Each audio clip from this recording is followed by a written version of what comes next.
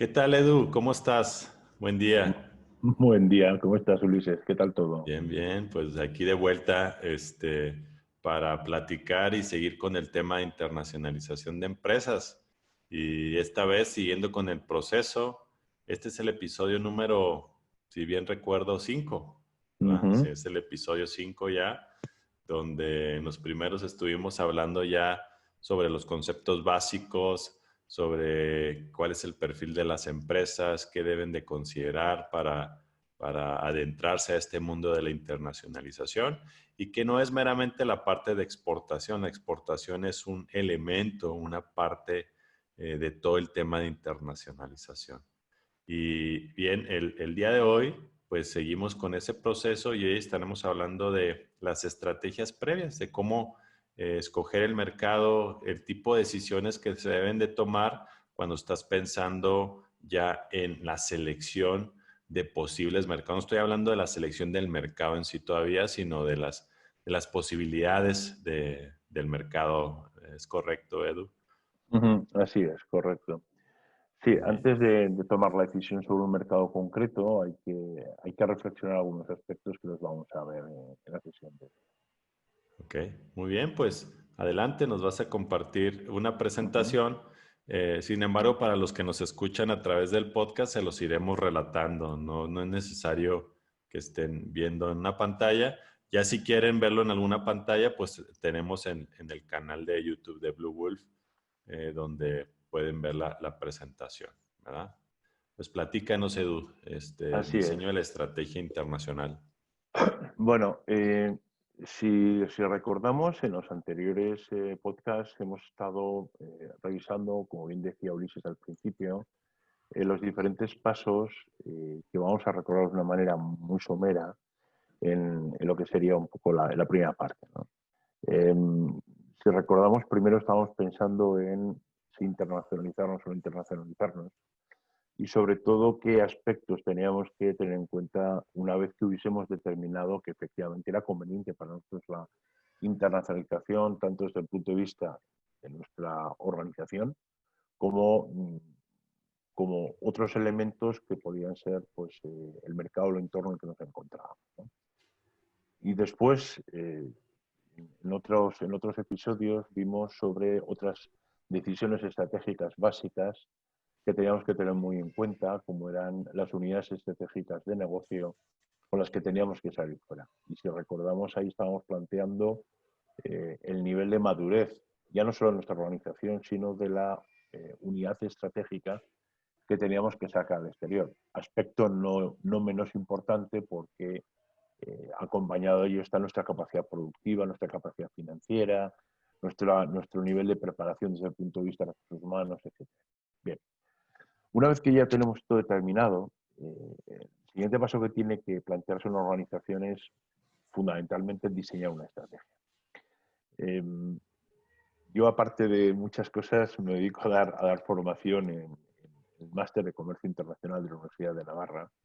Y una de las cosas que siempre les transmito a mis alumnos es eh, cuando me preguntan, bueno, ¿qué es un objetivo, qué es una estrategia y qué es un plan de acción, ¿no?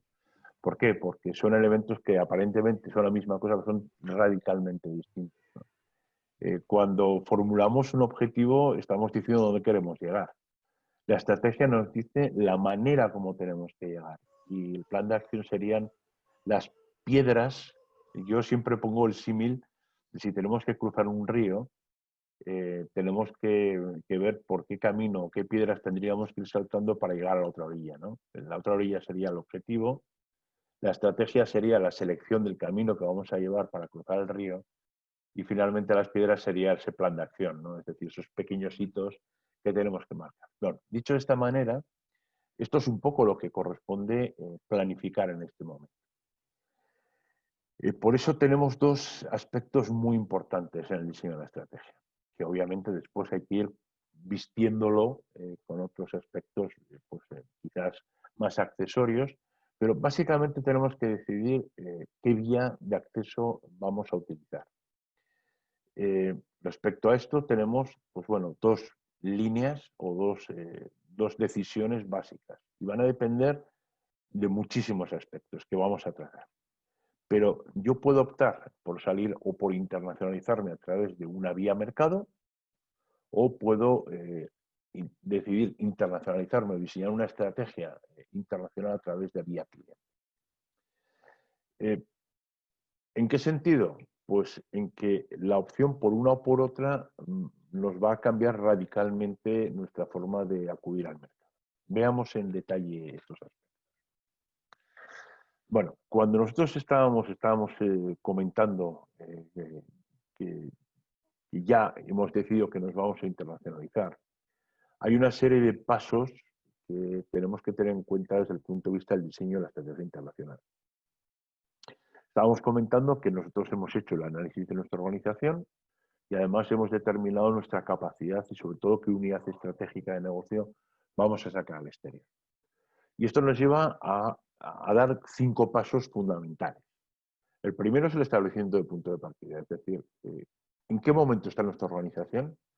Porque a partir de ahí vamos a tener que construir con los recursos que tenemos y diseñar o intentar obtener aquellos que no tengamos.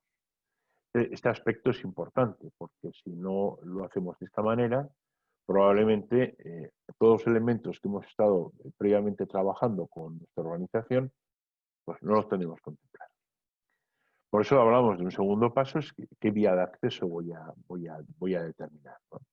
Y ahí nos vamos a la posición o de vía cliente o de vía mercado. Y veremos las diferencias a lo largo de la sesión de hoy, veremos las diferencias que hay en optar por una o por otra. Una vez que hemos determinado qué vías de acceso tenemos, ya será cuando tengamos que definir qué estrategia de mercado vamos a llevar. No va a tener nada que ver si nosotros nos dirigimos hacia la vía cliente, donde probablemente eso va a implicar que tenemos que tener una relación directa con el cliente y va a condicionar casi todas las acciones que hagamos después, ¿de acuerdo? O que optemos por una vía mercado donde nuestro planteamiento se va a centrar mucho más en un área geográfica y nos va a obligar a diseñar tanto la estrategia de acceso como un conjunto de elementos que permitan que nuestra actividad se pueda concretar de una manera clara en ese mercado. Bien, una vez que está definido esto, el siguiente paso es la estrategia de acceso al mercado. Es decir, de qué manera vamos a entrar ahí. Esto lo veremos en siguientes sesiones, pero normalmente una estrategia de acceso es nuevamente una decisión muy estratégica, que tenemos que pensar que en ocasiones nos va a condicionar en los próximos años. Si nosotros optamos directamente por una decisión errónea en la estrategia de acceso al mercado, en muchas ocasiones son irreversibles y se puede perder ese mercado. Pongo un caso. Si optásemos, por ejemplo, por una fórmula muy típica que se utiliza para crear determinados mercados, que es el piggyback, es decir, este nombre tan divertido de culo de cerdo, ¿no? Es decir, se utiliza para estrategias de acceso a mercados en los cuales yo utilizo la potencia de una gran compañía que está ya implantada en ese mercado. Es decir, utilizo los recursos de un tercero para estar en ese mercado. Si en un momento determinado yo he optado por esta estrategia de mercado y este gran compañero de viaje potencial que en ese mercado desaparece o yo llego a tener problemas con él, perdería mis situaciones de mercado. Pero esto ya lo veremos más adelante, porque son peculiaridades de esta estrategia. Y finalmente, el último paso estaría en la organización de recursos necesarios para acudir o bien la vía cliente que he optado o bien la vía mercado. En cada caso probablemente necesitaremos diferentes tipologías de recursos humanos, etcétera, etcétera. Por lo tanto, tenemos que diseñar lo que sería nuestro sistema que nos va a permitir llegar con éxito a ese mercado. Para que veamos un poco las diferencias entre la opción entre vía mercado y vía cliente, hay una serie de preguntas que nos tenemos que hacer. ¿De acuerdo? En principio tenemos que pensar cuál es mi cliente final. No es lo mismo que esté vendiendo a unos laboratorios, es decir, que mi empresa sea una empresa que esté vendiendo elementos a grandes clientes que están en cualquier parte del mundo y no hay muchos en un mercado, a que mi cliente final sea un consumidor de yogures o un consumidor de salsas, que me puedo encontrar cientos de miles y hay muchísimos canales para llegar ahí. ¿De acuerdo? Eh, por lo tanto, esa sería la primera pregunta a la que tengo que hacerme. ¿Cuál es mi cliente final? ¿En qué número está? ¿Lo puedo atender directamente o por el contrario tengo que utilizar elementos intermedios, distribuidores o agentes que me permitan llegar a él? El segundo elemento que me tengo que plantear sería cuál es, de alguna manera, la fórmula más adecuada. Es decir, nos podemos encontrar en que con una unidad estratégica de negocio que la hemos definido, podamos ir vía cliente y, sin embargo, con otra, una vía secundaria, podamos ir vía mercado. Ambas pueden convivir entre sí, ¿de acuerdo? Pero no necesariamente la misma unidad estratégica de negocio probablemente me quepa tanto en vía cliente como en vía mercado grande. ¿De acuerdo? Bien. Por lo tanto, cuando nosotros nos estamos planteando el acudir por una fórmula o por otra fórmula, deberemos de hacernos una serie de preguntas, que es lo que nos va a dar ese resultado que optaremos en un sentido o en otro y que nos clarificará muchísimo la vía a elegir. Bien, aspectos críticos en la selección de la vía mercado vía cliente. ¿Qué grado de contacto directo tengo con el cliente? Rápidamente vamos a ver, si estoy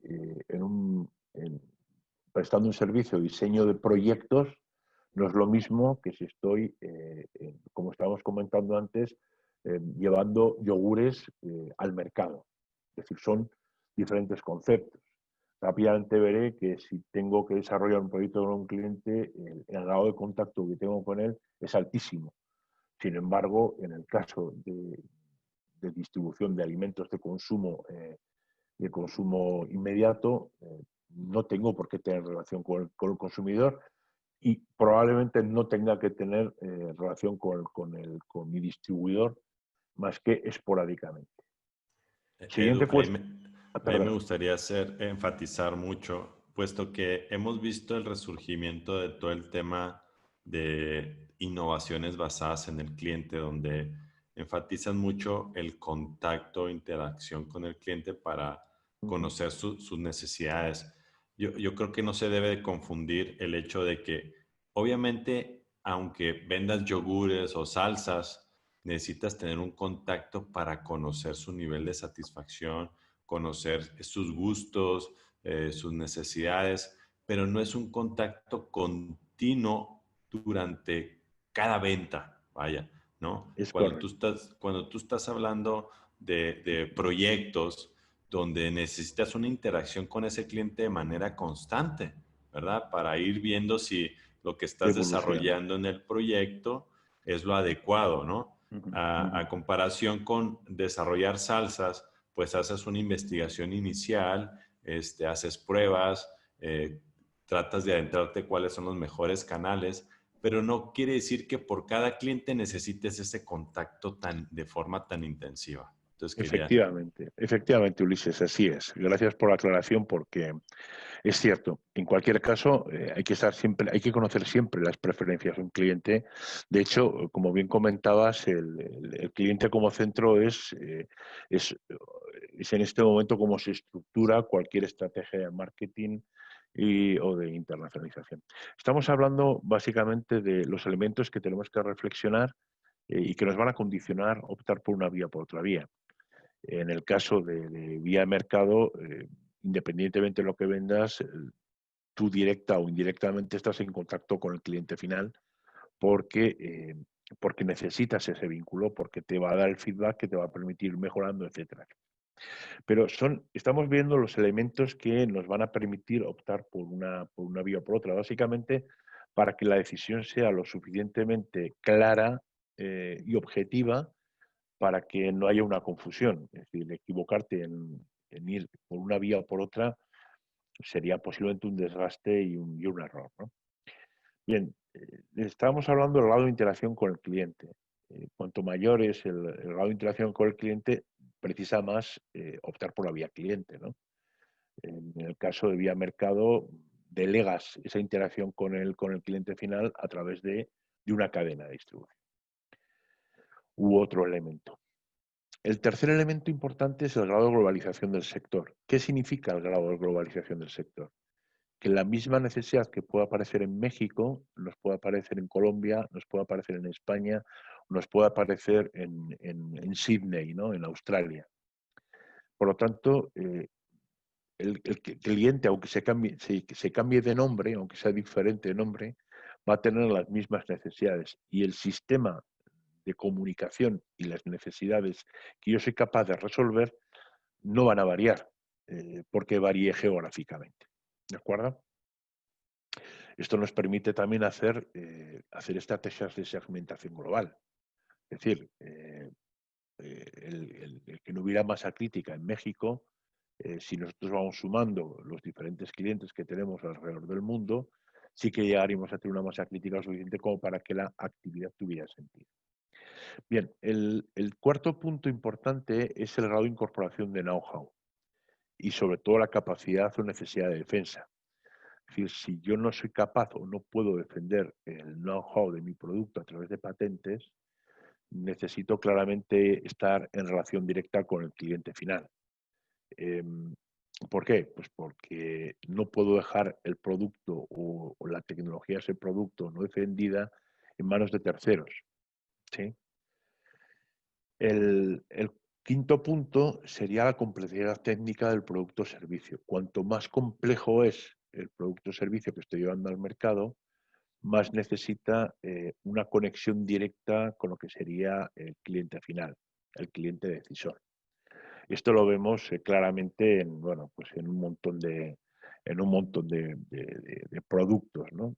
Sobre todo aquellos son muy sofisticados, de mucho nivel, donde o bien la prestación que implica o la relación que implica con el cliente final es muy precisa respecto a los elementos técnicos que hay que ir resolviendo y que probablemente no se pueden derivar a un tercero, porque o le cuentas demasiadas cosas, por lo tanto sabe y te puede generar una competencia no deseada, o bien porque es incapaz de transmitirlo porque no tiene los conocimientos técnicos suficientes para transmitirlo y está en el core probablemente del negocio.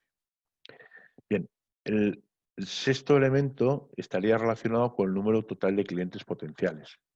Si hay pocos clientes potenciales en un determinado mercado, probablemente es recomendable acudir vía cliente.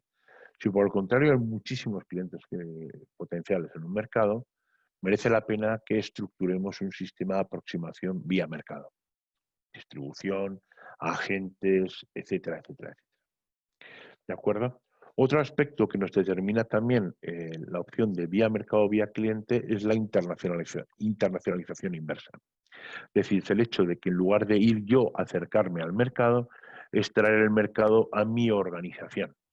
De manera que o nos conozcan. Esto es muy típico, creo que lo hemos comentado algunas veces, Ulises, sobre todo en aquellos productos o servicios que necesito traer gente, no sé, desde un parque de atracciones. Yo creo que cualquier parque de atracciones está desarrollando internacionalización inversa permanentemente, ¿no? O lo que puede ser la prestación de servicios hoteleros, ¿no? Necesito traerle para prestarles un servicio. Y obviamente esos clientes tienen que venir a disfrutar ese producto o servicio en el mercado de origen.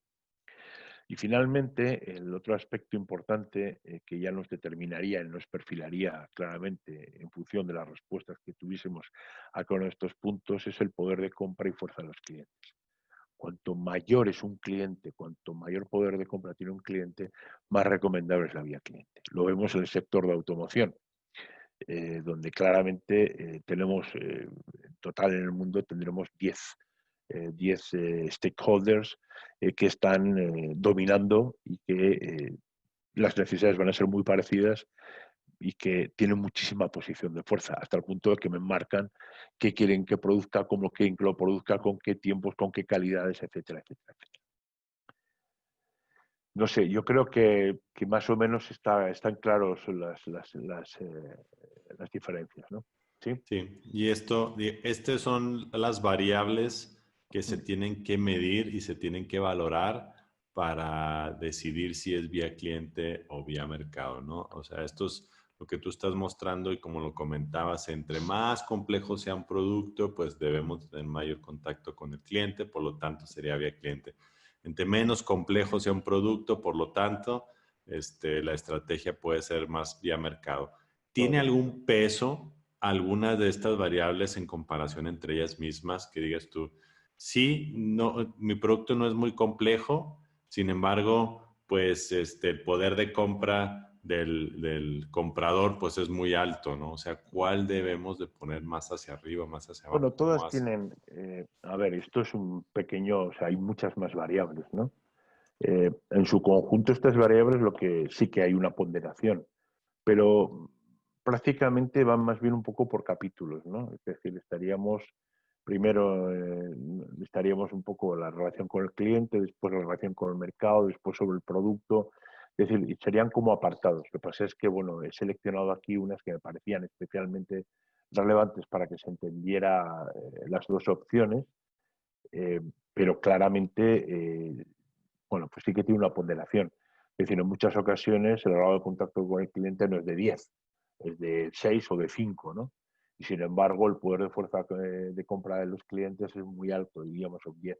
Y al final vamos a tener una puntuación que nos va a orientar claramente hacia un sitio o hacia otro. Pero sobre todo yo creo que la gran importancia de esta metodología o esta forma esta parrilla, por así decirlo, de decisión, es que nos hace pensar y nos hace situarnos muy bien como organización y lo que estamos ofreciendo al mercado en una balanza, en una parte de la balanza, ¿no? ¿Sí? Bueno, continuamos, ya veríamos un poco cuándo vía mercado, cuándo vía cliente, veamos un poco las diferentes alternativas que nos aparecen por la vía cliente, ¿de acuerdo? Bueno, al final, pues estas son algunas, ¿no? de las posibles alternativas de la estrategia vía cliente. Es decir, si nosotros estuviésemos orientados a vía cliente, pues básicamente nos encontraríamos trading virtual. Es decir, que es una fórmula cada vez más extendida que nos permite llegar a determinados, es decir, trabajar en proveedurías de clientes de determinado tamaño, etcétera. O bien los PLCs, ¿no? Proyectos, licitaciones y concursos, donde cada vez se produce una mayor especialización. Hay muchas empresas, que es un tema que tenemos que hablar un día, que me parece tremendamente interesante, que están especializadas en licitaciones para organismos multilaterales. No sé, ONU es un grandísimo comprador, la OTAN es una grandísima compradora como organización. Eh, UNESCO es decir, hay muchísimos organismos multilaterales que están continuamente sacando licitaciones y hay muchas empresas que están especializadas en ello, que compran desde tornillos de métrica 4 hasta grandes proyectos de ingeniería para resolver un abastecimiento de aguas yo qué sé, en Jutlandia, ¿sí? El negocio virtual es otra de las alternativas de cliente, es decir, independientemente de que sea una pequeña tienda, a que sea un macro sistema de venta, ¿no? ¿Por qué? Porque hemos sido capaces de hacer una segmentación global. Y aunque haya 4 clientes en España y 2 en México, en el conjunto global del mundo hay 2 millones de potenciales compradores. Y finalmente, todas aquellas que necesiten un contacto directo con el cliente. Estas son un poco las alternativas que nos lleva a la vía cliente. ¿De acuerdo? Bien. Bien. Y por otro lado, ¿querías comentar algo, Ulises? Está perfecto, no, muy bien. Vale, sí. Y por otro lado, si por el contrario optásemos por la vía mercado, bueno, pues tenemos aquí dos decisiones, ¿no? Importantes que las que profundizaremos más en ellas en siguientes sesiones, ¿no? Por un lado, la primera pregunta que nos tenemos que hacer es en cuántos mercados debemos de estar. No podemos estar en todos. Una razón de economía y de capacidad financiera organizativa, ¿no? Y la cuestión que nos aparece a continuación es decir, bueno, podemos estar en pocos mercados o en muchos, pero sobre todo en qué mercados podemos estar.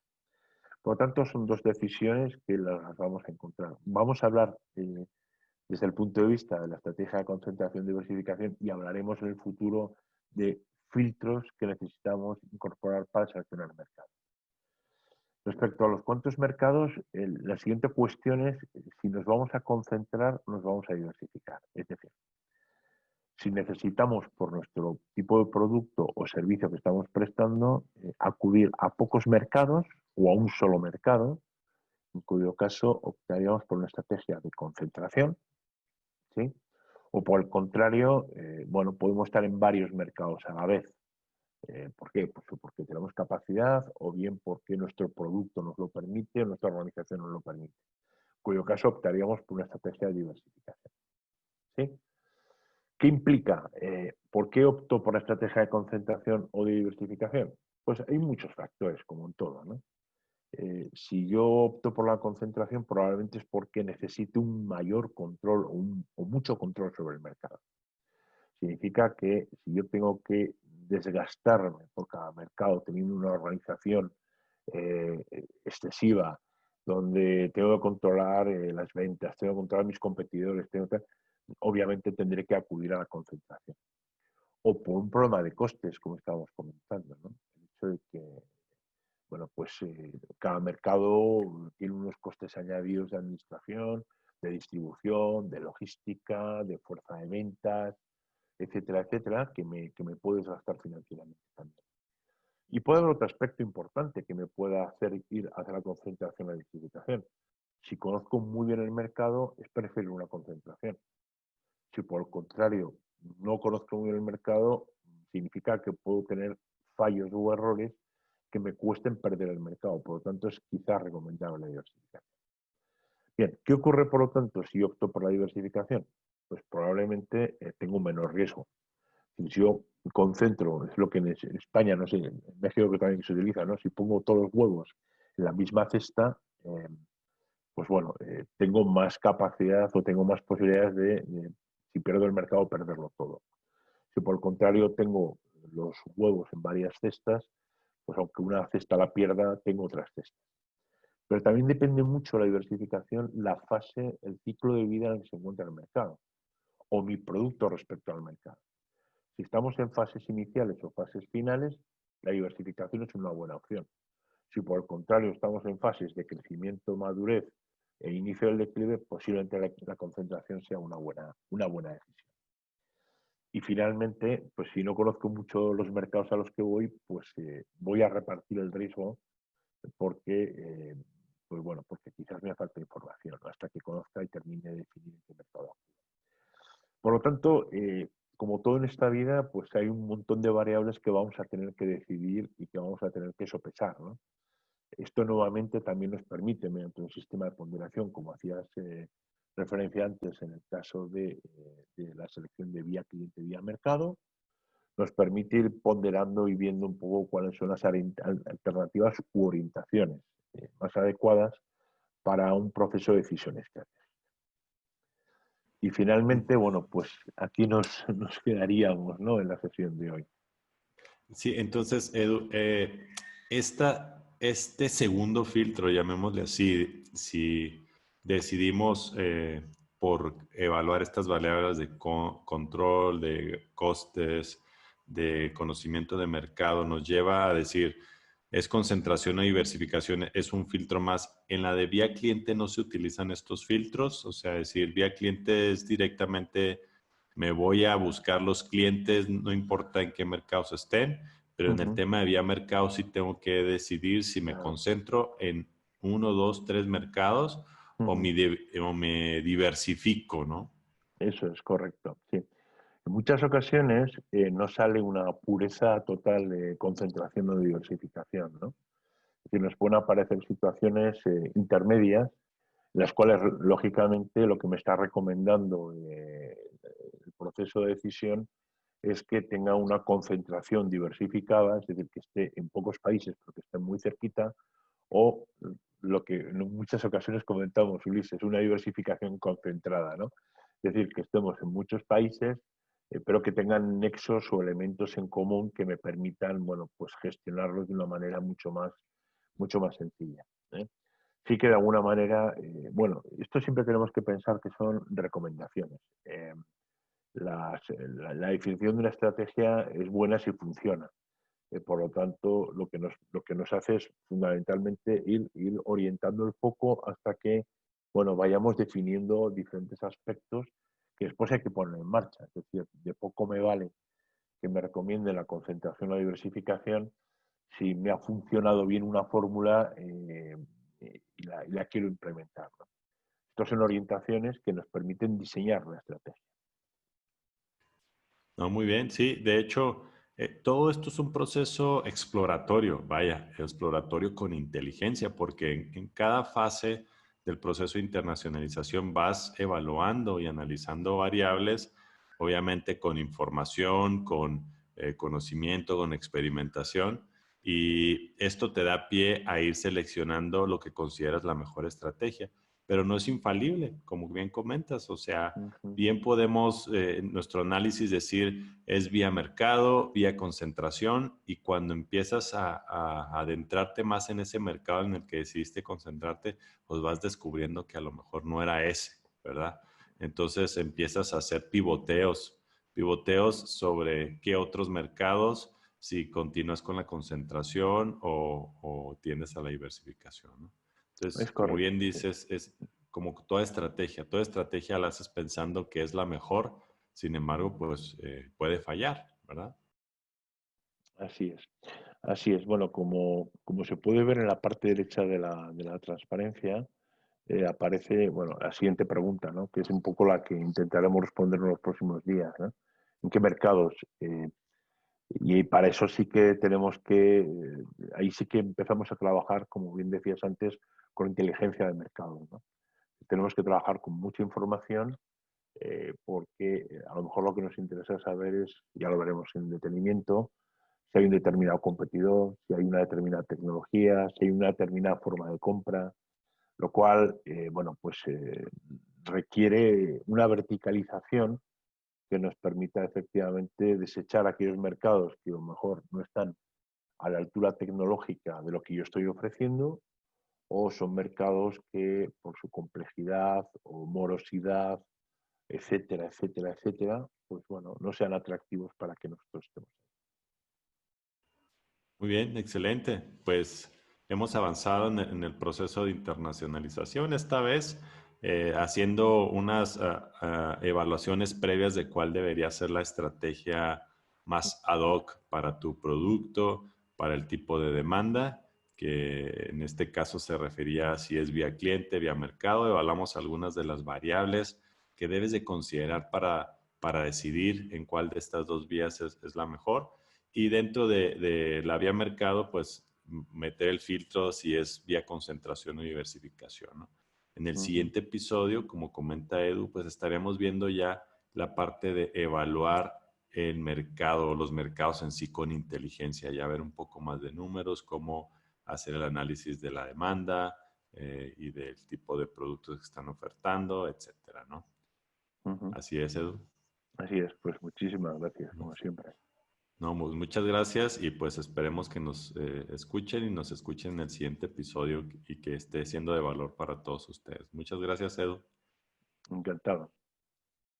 Hasta luego, nos vemos, bye. Hasta luego.